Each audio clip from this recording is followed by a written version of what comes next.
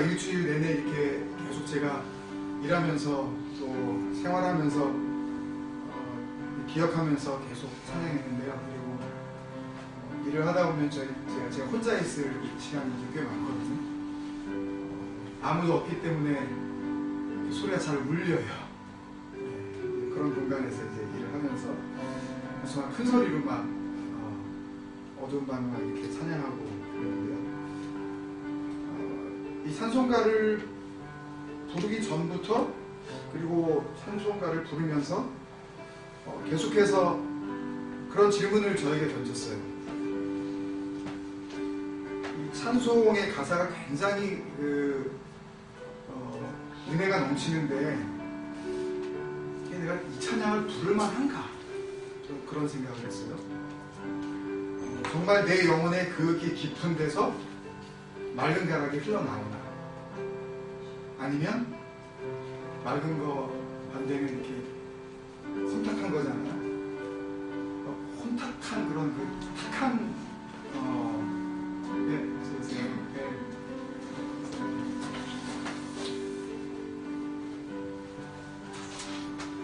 맑은 가락이 아니라 굉장히 내 스스로가 봤을 때도 그렇고 남이 봐도 그렇고 또 주님 보시기에는 더더욱 그렇고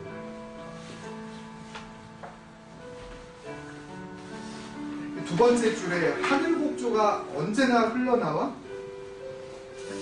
이게 과연 나하고 상관이 있을까 그런 그 생각을 하게 되는데요. 지난주 우리 시편 119편 그 말씀을 나누면서 그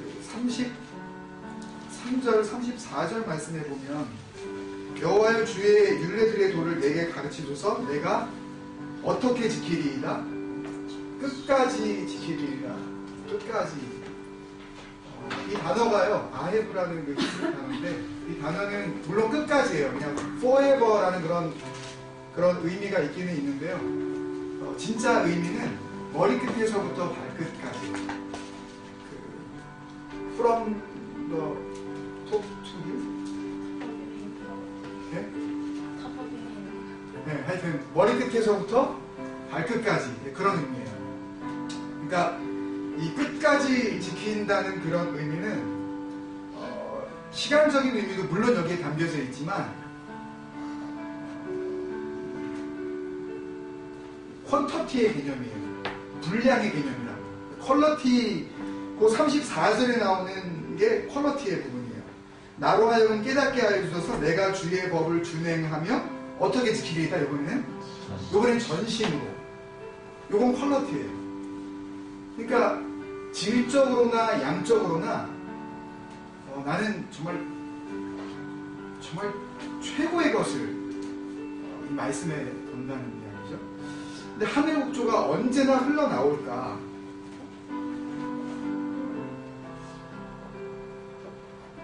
저한테 제가 질문을 해봤어요. 하늘 곡조가 언제나 흘러나올까? 지난주에 우리가 기도는 단적으로 얘기했을 때 관계다 라고 말씀을 드렸는데요. 그런 의미를 가질 수 있으실 거예요. 하나님하고 관계가 없는 사람 기도는 안 들어주신다는 얘기는? 근데 들어줄 때가 있잖아요. 하나님하고 관계가 없는 것 같은데 기도를 했어요. 뭔가 기도를 제목을 걸고 근데 그 기도가 기도한 대로 이루어졌어요. 근데 그럴 때 의문이 가죠. 아직 저 사람은 하나님과의 관계가 아직 뭔가 이렇게 제대로 이렇게 정리가 안 된 것 같은데. 근데 하나님께서 만약에 응답을 해주셨다면 그 목표는 또한 뭔지 아세요? 그 목표도 또한 관계를 위한 거예요. 하나님과의 관계를 위해서 하나님께서 기도를 응답하셨다. 그러니까 결국은 기도의 출발과 기도의 목적지는 다 뭐예요? 다 관계.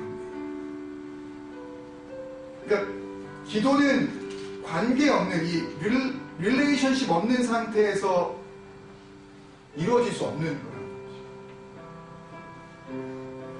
그래서 이거를 모르는 교회 나오는 사람들은 제가 여기서 교회 나오는 사람이라는 그 말씀을 일부러 이렇게 말씀드린 거는 그리스도인은 아니에요. 진짜 그리스도인이라면 기도를 할 때 그 근거가 뭐냐면 관계 속에서 기도를 하는 거거든요.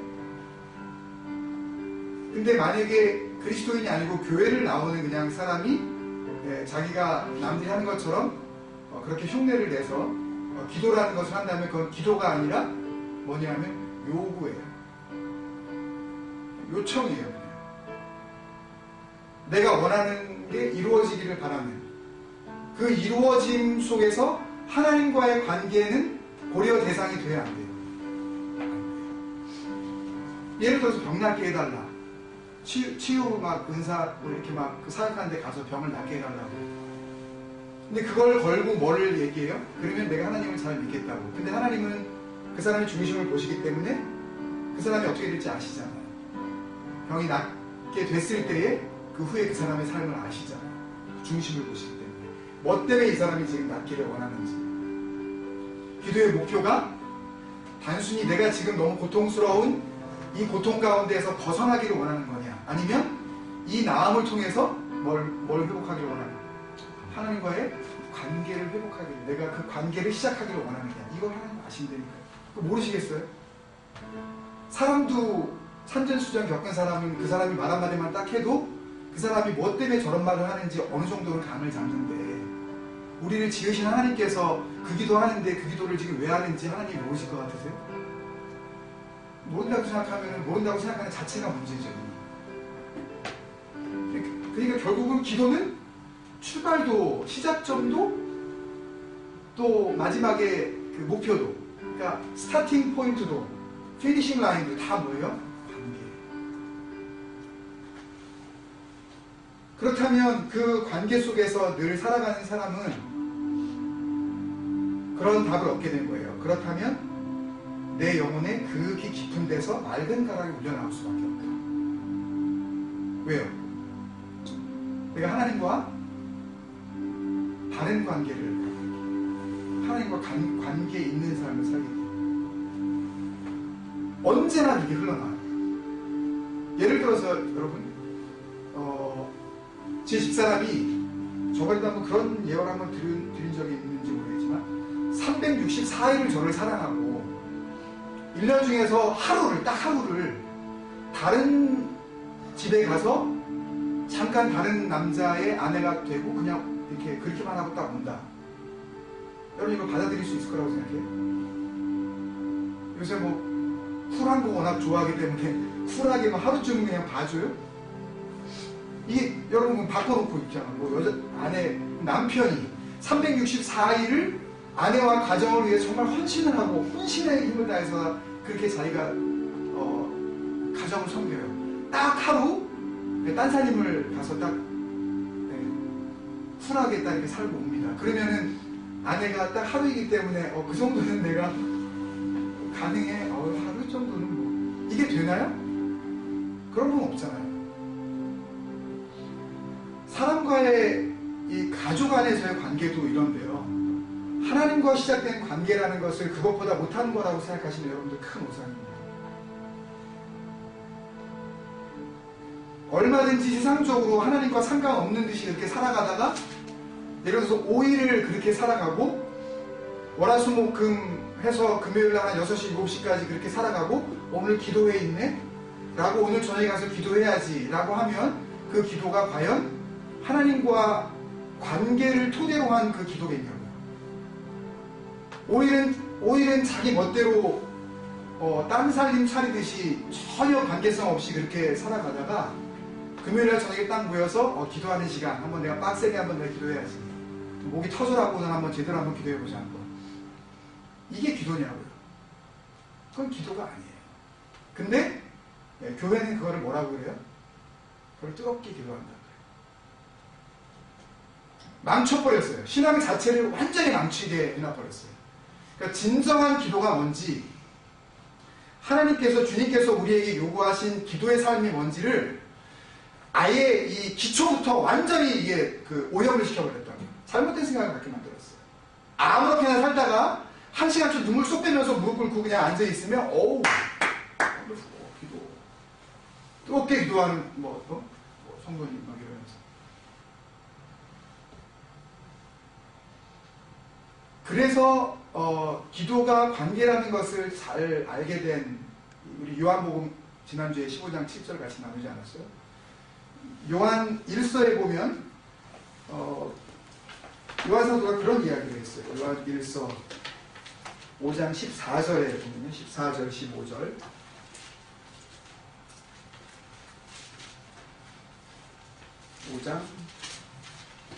요한 1서 5장 14절, 15절. 우리 같이 읽을까요? 14절, 15절. 시작.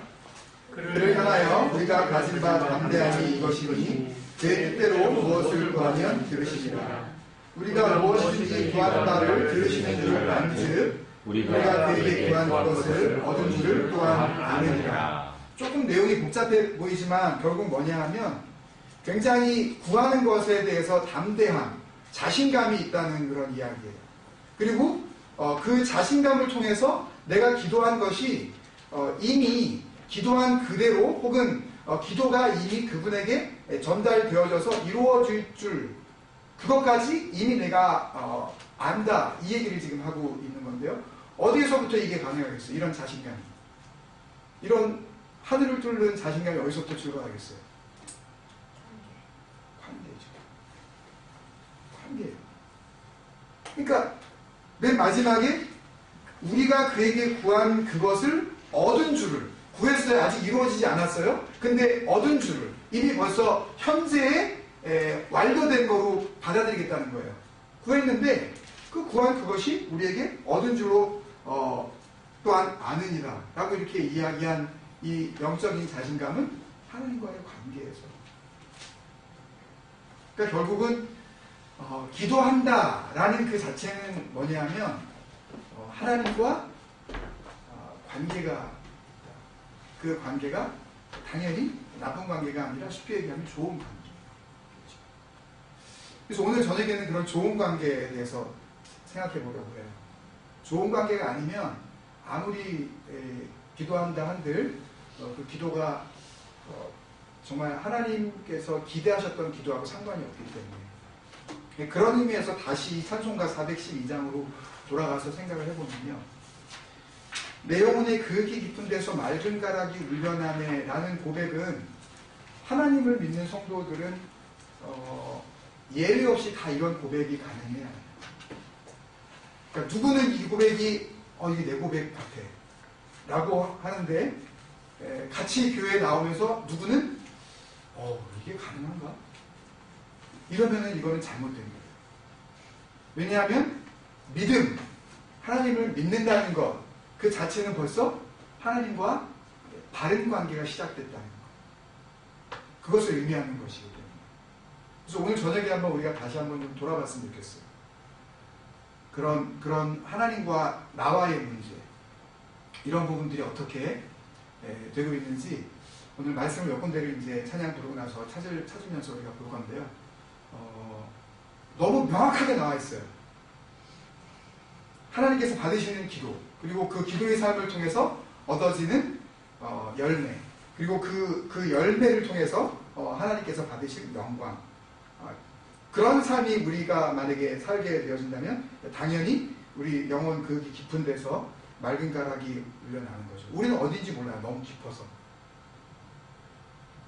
그러니까 적어도 우리가 지난주에 기도가 관계다, 그리고 하나님과의 올바른 관계에 대해서 우리가 눈을 또다시 뜨기 시작을 했다면 지난주 금요일 저녁부터 오늘 이 시간까지 우리의 그 영혼 깊은 데서부터 뭐가 계속 올려 나왔어야 해요. 맑은 가락이 올려 나왔어요. 맑은 가락. 혼탁하고 앞을 볼 수 없는 그런 가락이 아니라 맑은 가락이에요. 맑다라는 것은 뭐 여러 가지 의미가 있지만 하여튼 그것까지 다 뭐 제가 해석을 할 수는 없고요. 하여튼 맑은 가락이라는 것은 결국은 하나님 앞에서 투명한 거죠. 하나님께서 하나님의 빛을 이렇게 우리를 통해서 비춰주실 때 그것이 혼탁해져서 막 굴절되지 않고 그대로 이렇게 빛이 투과될 수 있는, 그러다 보니까 하늘 곡조가 언제나 흘러나오죠. 내 영혼을 그 하늘 곡조가 고이 싸기 때문에 결국 후렴에서 나오는 평화가 있을 수밖에 없죠. 그러니까 이 평안은 그냥 뭐 마음 편한 상태 정도의 그런 의미가 아니고요. 굉장히 심오하고 깊은 의미가 있는 그런 평안입니다. 그러니까 얼빠진 상태를 의미하는 게 아니에요. 누가 뭐라 그러든 무슨 예, 괜찮아요. 그런 식의 모든 사람이 이렇게 다 받아주고 그런 의미가 아니라 굉장히 분명해지는 건데, 하나님의 뜻과 세상의 뜻을 아주 분명하게 이제 알게 되어지는 그런 기준이 분명히 자기의 영혼 가운데 세워졌기 때문에 흔들리지 않는 그런 영적인 상태를 의미하는 건데요. 그래서 그것이 이제 하늘 위에서부터 내려왔다는 것, 그리고 내가 이것을 자발적으로 제네레이팅, 내가 만들어낸 것이 아니라 하나님께서 주신 것이라는 것을 내가 분명하게 내가 느끼기 때문에 그 다음부터는 삶의 태도가 달라지죠. 그래서 늘 말씀드리지만 화를 잘 안 내요. 그러니까 화를 말투, 생각 이런 속에서 짜증이 잘 안 나요. 짜증은 불만과 불평과 이런 속에서 이제 나오는 거거든요. 그러니까 어떤 일이 우리에게 다가왔을 때 그것을 어떤 시각으로 바라보냐 하면 이런 내 영혼의 크기 깊은 데서부터 흘러나오는 그 맑은 가락으로 그 상황들을 내가 해석을 하게 되는 거죠. 오늘 저녁에 그런 것들을 한번 점검해 봤으면 좋겠습니다. 그런 의미에서 오늘 이 찬양이 단순히 찬송가 한 장 부르고 오래간만에 찬송가 부르네 그 정도가 아니라 우리 영혼을 한번 우리가 돌아봤으면 좋겠어요.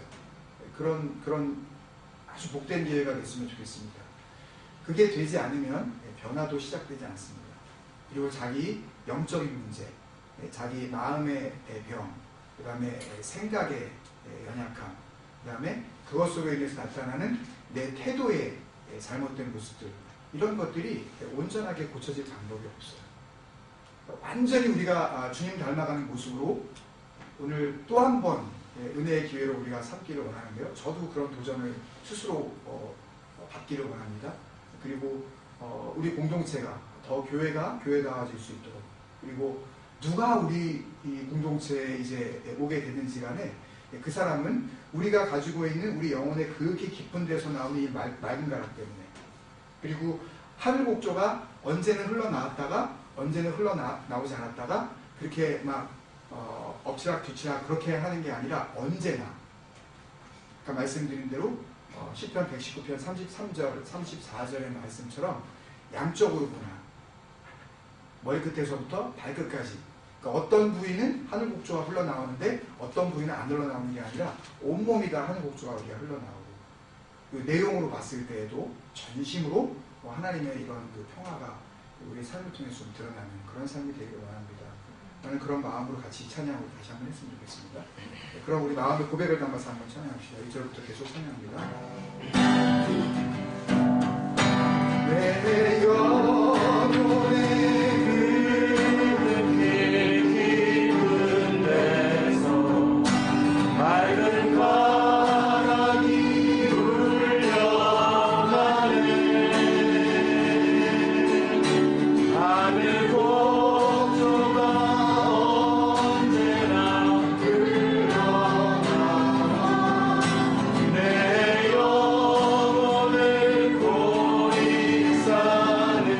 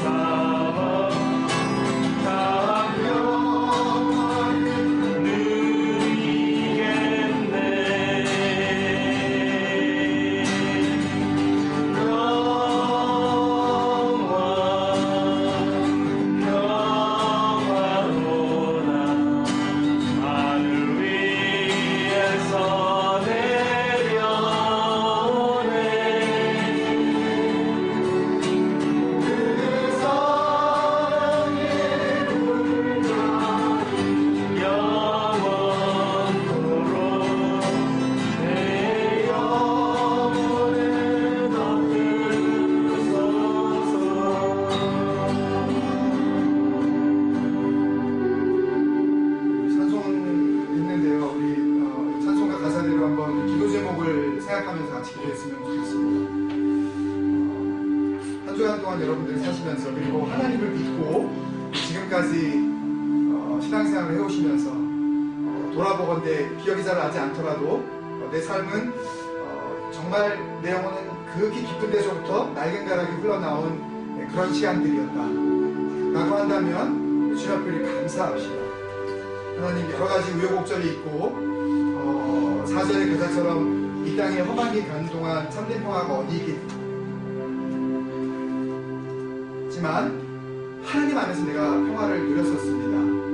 감사한 우리가 기도를 드리면 만약에 하나님을 믿는다고 하는 내 삶 가운데에 왜 누구도 가져갈 수 없는, 누구도 이렇게 캐내어서 가져갈 수 없는 그 숨겨진 보화 같은 이 내 마음속에 솟아난 이 평화가 왜 자꾸 뺏겼다가 혹은 또 나타난 것 같다가 이렇게 했었을까 라고 우리가 만약에 그런 생각이 든다면, 그렇다면 이 밤에 하나님께서 다른 것을 원하지 않고 주님께서 주시는 평화, 하늘에서 붙어 주셨기 때문에 누구도 빼앗아갈 수 없는 그 평화, 하나님과의 다른 관계 속에서만 얻을 수 있는 이 평화를 다시 회복하기를 원하시지 않겠는가, 그런 마음으로 우리가 기도했으면 좋겠습니다. 여러분, 감사의 기도를 드리시든 아니면 회복을 간구하는 회개의 기도를 드리시든 우리가 같이 깊이 생각하면서 우리의 삶을 돌아보면, 하나님 오늘 밤에 우리가 같이 주님 앞에 찬양하고 기도할 때 이런 우리의 찬양의 가사처럼 내 영혼의 그 깊은 데서 이제는 맑은 가락 계속 흘러나오게 하는 주옵소서. 더 이상 혼란스러운 그런 믿음이 있는 건지 없는 건지 알 수 없는 그런 삶 이제 정리하게 하시고, 이제 누가 보더라도 내 삶을 통해서 하나님의 평화가 일하고 있다는 것을 지체들 속에서 또 가족들 속에서 내가 만나는 사람들과의 관계 속에서 우리가 이것을 드러낼 수 있는 그런 삶 살게 해주옵소서. 그런 마음으로 우리가 깊이 있는 그런 기도를 주님 앞에 드렸으면 좋겠습니다. 기도하시겠습니다.